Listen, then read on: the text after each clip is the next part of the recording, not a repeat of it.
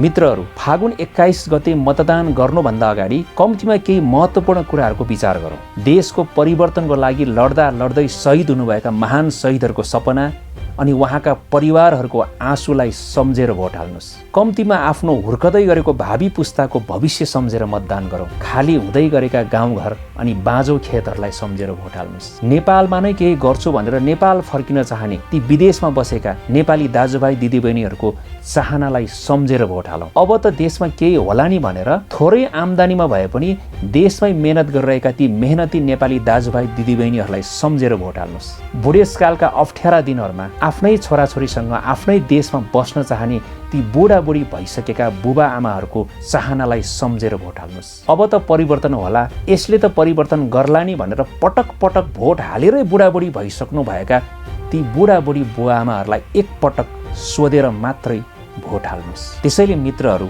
अब बिउजिनुहोस्। नेपालले परिवर्तन चाहेको छ। तपाईँको अमूल्य एक भोट नै परिवर्तनको संवाहक बन्न सक्छ। सबैको जय होस्।